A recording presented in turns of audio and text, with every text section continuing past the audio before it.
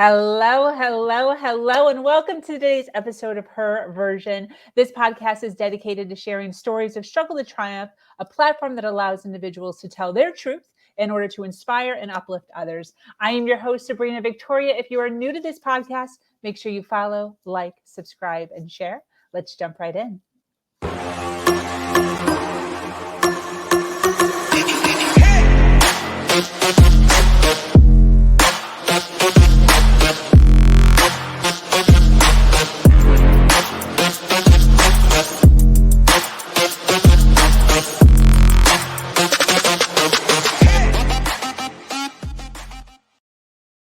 Hello, and thank you for joining us today for this episode of Her Version. The Her Version platform is built on storytelling and the understanding that many times our greatest learning experiences come from listening to other people's stories.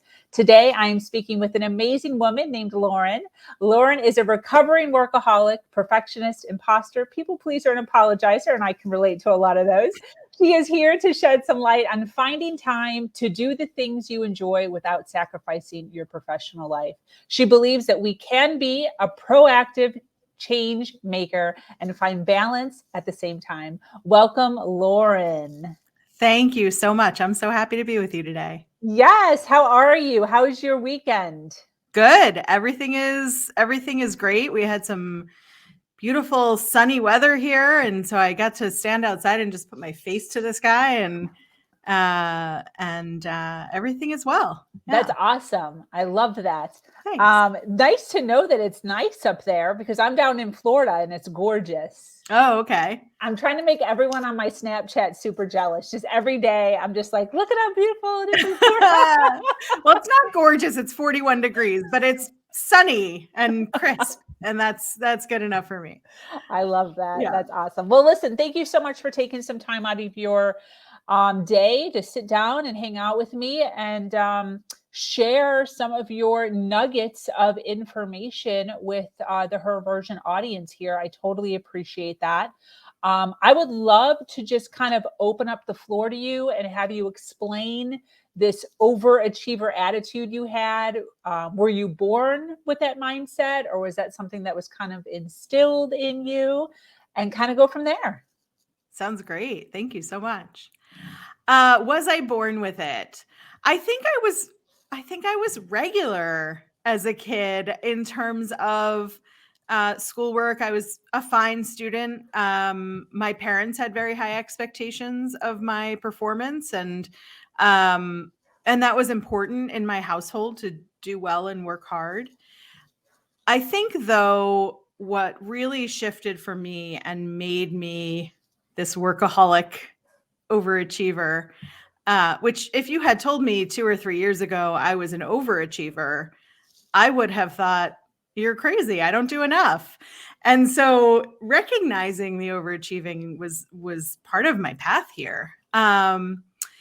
So it actually, I think, began when I got sick in my late 20s. I had been sick in my early 20s. I have hypothyroid, and it was discovered in my early 20s, but I waited a very long time to go to the doctor because I'm a tough woman cut from tough cloth, and I thought it was me. I thought I wasn't doing enough and exercising enough, and so I kept going. When I was diagnosed with a thyroid condition, it took almost a year to get me on the right medication, because with a slow thyroid, they have to work you up to the right level of medication so they don't shock your system. And I was so sick because I had just dismissed the symptoms as I'm not doing enough for my body. And that really helped develop my relationship to my body, which has sort of continued through adulthood. And after about a year, that was taken care of. I was working a regular job. I was working, sort of the 9 to 5, and was promoted within my company to a bigger job. I was tapped on the shoulder to move into human resources, and that was about 20 years ago now. And I took that opportunity to show my stuff. Like, finally, it had been discovered that I have this talent. I'd bounced around to a couple of different jobs, and I was going to show them my stuff. And then I had a grand mal seizure. Out of nowhere, 29 years old. I'm 45 now. 29 years old. I had a grand mal seizure, and nobody could figure out why.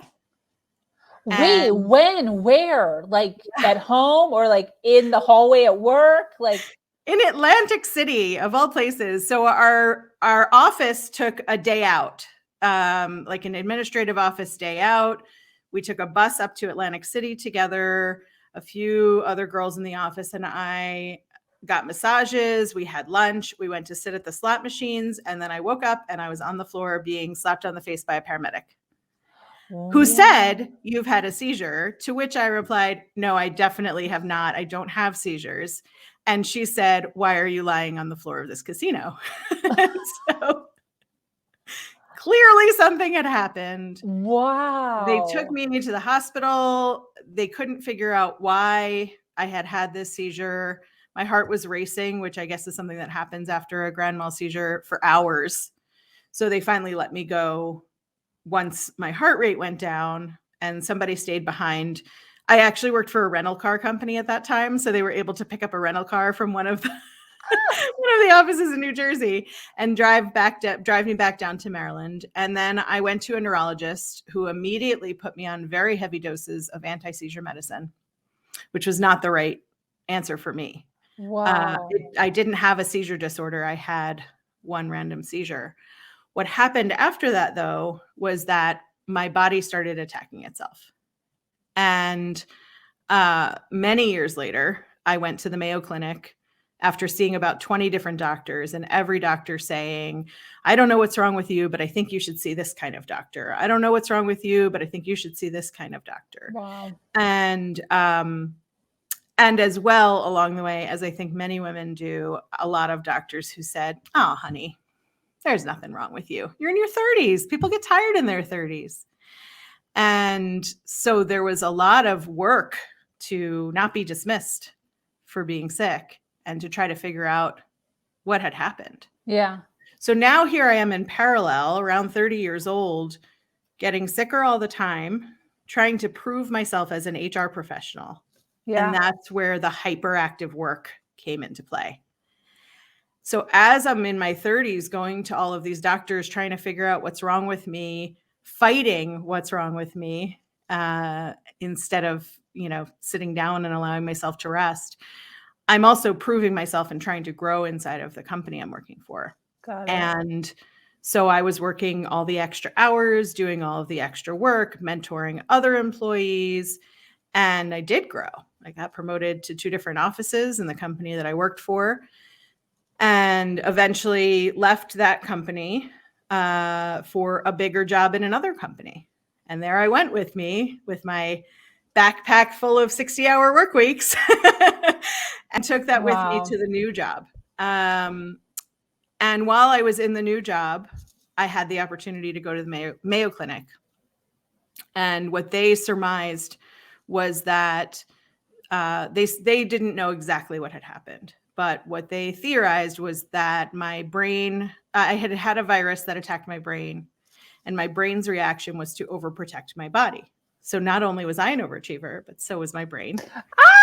And it shut down my respiratory system, my endocrine system, my gynecological system, all of my systems started being attacked.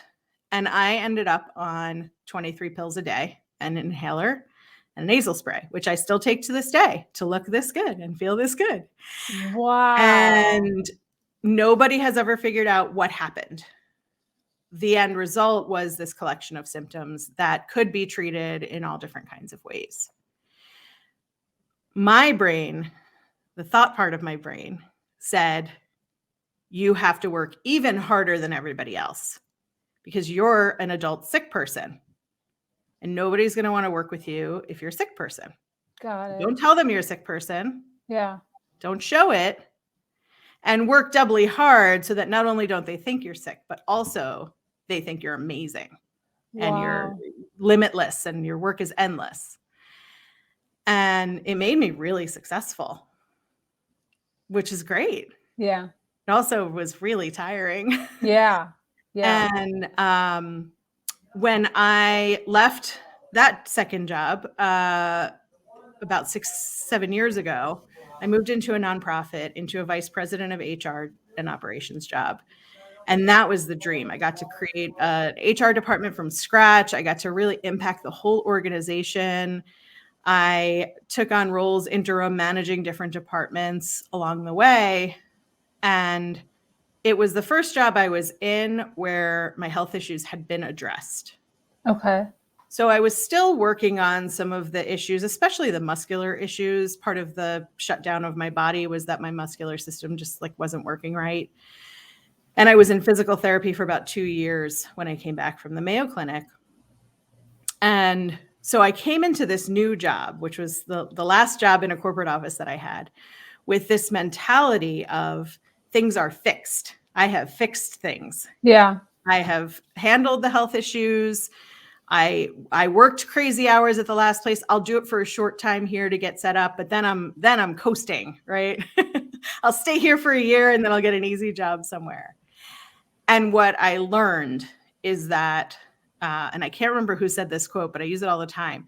Wherever you go, there you are. Yeah. So I had built up this workaholic way of being, and pretty typically was working 60 hours a week. And now I was in this new position where I got to run the job however I wanted. And I wanted it to be perfect. And I wanted to prove my worth and show everybody that it was worth waiting for me to show up and come and fix things and make things work well. And I moved from 60-hour work weeks to 80 to 100-hour work weeks. Oh my gosh. And I moved from I can do this vice president job to I can do all the jobs. Wow. And I became a chronic hand raiser. I'll do it. I'll take it. I'll help. I'll be in the project. I'll lead it. I'll manage those people. No problem. And because some of these health issues had been handled, I was like, oh, you've got lost time to make up for. So it's all this pressure I just keep piling on myself. Nobody was asking me to do all of this extra stuff. Yeah. But I felt like I needed to, because I still felt like I needed to prove myself. Wow. And I was really proud of the work that I was doing. While you're doing this, not to interrupt, but Yeah. while you're doing this, is there, now looking back, is there anyone that was kind of like, Lauren, what are you doing? Did anyone say that? Or was everyone just like kind of taking advantage of the situation? Yes and yes. Okay. So there were people in my life, in my family, my friends, who said, like, does everybody in your office work like that? That just seems like so much, you know? And there were people in my office who would say, you know, not that I don't want you in the room on this project, but like, what does this have to do with you? Why did you raise your hand for this? Why did they ask you to be in here? And I didn't hear it, though. Wow. Okay. Because what I heard in my head was, you've proven yourself at this level. Now take on more, because now they're just going to take for granted that you do this level of work. So you've got to keep building and keep reproving that you're worth their time and money. Yeah. And so I had taken on the interim vice president of marketing and communications right before our big conference, when we had a fairly empty department, and working the craziest hours I had ever worked. Hired the replacement vice president, because that was part of my actual job, and had just gotten all the extra work off of my plate. And in my mind, I had this moment where I thought, now things can change. Now I can start working fewer hours. I can start setting boundaries and limits. I had no idea how to, but I thought I could. Okay. And soon after that, I was working from home one day on a snowy Monday, and I had just cleared my whole house. I had just done one of those like huge reorganizations where even the baseboards were clean and every pair of underwear was folded in the exact right direction and in the right color order. You know, just you look around the apartment and everything is just where it should be. Yeah. And the last thing I was doing was running my Roomba vacuum around the living room. Uh-huh. And I was sitting on the couch with my laptop on my lap doing my work. And I saw the Roomba heading for a lamp cord that was unplugged. And the lamp was glass and was sitting by the door waiting to go to Goodwill. And I thought, oh no, the Roomba's going to hit the lamp. The lamp's going to shatter everywhere. So I jumped off the couch, ran to catch the Roomba, slipped on the wood floor in my socks, launched forward, reached out in front of me to try to grab the dining room table that I wasn't close enough to, and landed with my arms above my head, like Superman. And I broke both of my shoulders. Oh my gosh. And I scooted on my butt over to, I was able to get up to a sitting position. I don't remember exactly how. I think I just was in shock. Scooted over to the couch where my phone was able to, it was on a sheet that I had on the couch for my dog to be sitting on. Inched the phone off towards me and called my friend and neighbor who lives in the building. And I said, just like this, like just like this, because I couldn't lift my arms. Yeah. They were on fire. So my elbows and my hands and my wrists were all fine, thankfully. Oh. And so I called her. I said, I hurt my arms. I fell. Can you come down? I'm not sure what's going on. She came down. We ended up calling for an ambulance. And the physician's assistant, who was very young and very surprised to see me calm, because this is always how I am, asked me what I thought happened. And I said, I feel like the insides of my arms have torn. And she said, well, that's really unusual. And let's take an x-ray. And she came back with this face. Jaw dropped. And she said, you broke both of your shoulders. Oh my gosh. And so here I am, chronic hand raiser, who literally cannot raise my hand. Which was pointed out to me by lots of people, probably all of the people who had been saying for years, why are you raising your hand for that? You're doing wow. Yeah. So my office was super kind about the whole situation. I was out for almost 4 months before I was back full time. Gosh. And so what do you do when you break your how do you do anything? You don't. You live in rehab centers. I couldn't even take the glasses off of my face because I couldn't reach my chin, right? If you have your shoulders down and you're just moving your elbows, you can't even reach your face. What about brushing your teeth? Yeah, all the things you're going to ask, what about? I couldn't do. I couldn't put my own pants on. I couldn't go to the bathroom by myself. I couldn't brush my teeth. I couldn't eat. I couldn't take my glasses off. I held my phone in my hand 24 hours a day because I could use my hands. I just couldn't reach for my phone. So my phone was my lifeline. My family, my friends, all the time. Fortunately, it was the year before the pandemic, so people were able to visit me. But I spent nearly 3 months in hospital and rehab centers. Wow. Yeah. Incredibly insane. Mm-hmm. Oh. Yeah. And then here you are. Right. Here I am. My arms work now, thankfully. And it turns out I did tear the inside of one of my arms that the physician's assistant said was so unusual. I did tear some muscle. But so I went back to work, and I was so grateful that they'd been so kind to me. And I went right back to all of my habits. Wow. And for me, the thing that actually was the coin flip or the light switch flip, or, there's sort of a moment, I think, in everybody's lives, if they're going to have a change that they choose it. And for me, it was when the pandemic came. I was already covering the VP of finance job at my company and looking to hire the new VP of finance. I was already covering a From the Studs construction project of our new office space during a pandemic where the permit offices were closed and the supplies weren't coming in because everything was shut down. And everybody turned to me and said, Lauren, there's a pandemic. What do we do? And there was a great executive team to work with, and we all worked together. But when it came to writing the messaging and the laws and all of that and the regulations, it all did come to me. And I thought, this can't be the rest of my life. I can't just keep working like this and taking on all the projects and doing all of the things and not having any time or space for anything else. And then I didn't know how to change. And so I just sort of sat with that for a couple of months, working now at home because of the pandemic. From the moment I woke up, 7 a.m. came around, the alarm went off, the phone went in front of my face to check the emails that I could get rid of quickly. Mm. A whole day was spent rearranging the day because I was called into so many different meetings. And then I would start doing work at 5 or 6 at night when all the meetings were over. Wow. Yeah.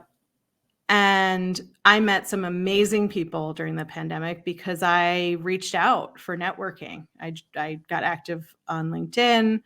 I found a couple of HR groups on Facebook, and I met some people who did what I do for a living, or what I did at the time for a living. And when your peers who've been in similar positions to you say what you're doing is insane, you've got to stop. Yeah. You start to hear it. And when you're living it every day and you realize that you had this opportunity of 4 months of broken arm time to really think about how you want your life to be and how you want it to change, and then you go back to the same thing, the messages kept coming to tell me to do it differently. Yeah. And I just didn't. Wow. And then once I realized I did, I started thinking about what kind of help I could get and what kind of help I'd be willing to accept. Because you can imagine somebody who worked the kind of hours I worked and took on the kind of jobs I took on was a do-it-yourselfer. Yeah. Yeah. Yeah. Definitely. Wow. Incredible. So you had an epiphany, Mm-hmm. I decided did. to pivot. What did that look like? For people who are like sitting right now and they're like, okay, I get it. I'm in your boat, Lauren. I'm here right now.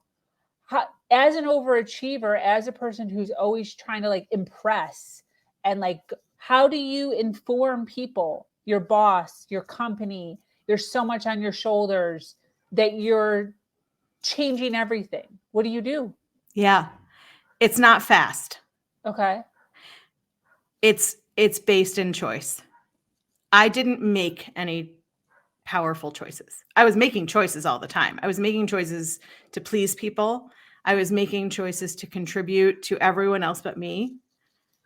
I was making choices to make an impact on the company I was serving and on the clients I had on the side, by the way, who I was serving very well. But I wasn't making the choice for me, and I didn't know how to. And so the first thing for me was realizing that I couldn't do it all by myself. Okay. And that I didn't have to, and that I shouldn't. I know we don't like to use the word should and shouldn't, but there are people and resources, and there's this whole world out there that if you're willing to ask for and accept help in, it's there for you. Yeah. You have to be willing to say, I can't do everything by myself. Yeah. And being able to take care of yourself and look at yourself is very difficult, because you cannot get an objective point of view from you. You can't. You have this whole set of expectations. You have this whole history with yourself, right? I had created this world in which my body was broken. Okay. And my brain worked well. Yeah. So because my body was broken, I would use my brain more. Got it. And by using my brain more, I would work more. Okay. Right. And so that was my worldview. That was my context. Those were the glasses I looked through at the world. Yeah. Like, I have something to make up for because my body doesn't work the way it should. And So for me, I was looking at what other jobs I might take, right? Because that was the only thing I knew how to look for. Yeah. Oh, I just need another job that's fewer hours. Okay. And what I realized in talking to some friends who were in HR, some friends who were coaches, was I just couldn't see any other way. And so I needed an outside person, totally objective, who didn't live inside my life and wasn't a family member or a friend or a colleague who also had a view and a context of Yeah. who I was and who I am. And by accident, I kept coming across people who were full-time coaches. I kept coming across people who had made shifts in their lives. And I just kept thinking, like, how'd you do it? You know, what's the formula? And eventually ended up speaking to a coach who I had known from a former job. She was in another job. I was in another job. And realized during my conversation with her that I wasn't actually having a conversation with her to find out how to get into coaching as a full-time job instead of just the side gig I had kept for a bunch of years. But what I really needed from her was for her to be my coach. Yes, I love that. And so I started working with her. And the first thing I said to her was, the only thing that's not going to change is that I work 80 to 100 hours a week. And that was because I didn't see any other way. Okay. So she said, okay, because a good coach is going to meet you where you are. Yeah. Love that. Yeah. And then I very quickly realized I actually don't want to be working 80 to 100 hours a week. I don't even want to be working 60 hours a week, let alone 80 to 100. And I just don't know how to get out of it. And because I don't know how, I thought that was a have to. Okay. And so a lot of the work with my coach was untangling all of these rules I'd created for myself about how life is, how life has to be, what my role is at work and in the world.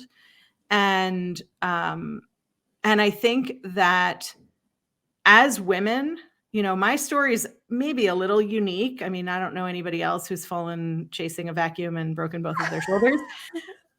But the concept of my story is not unique. Yeah. We learn from our parents, our siblings, our friends, our coworkers, society, that as women, we're supposed to do it all, have it all, be it all, and make it look easy. Yeah, and that's the question that I want to ask. You know, as we're going along and we're talking about this, you know, where do you think females get this mindset of thinking that they're constantly having to do more? Where does that come from?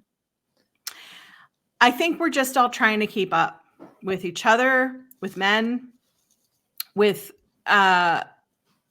if you want to do everything, if you want to be a successful working person, you have to make it look like nothing around you is hard.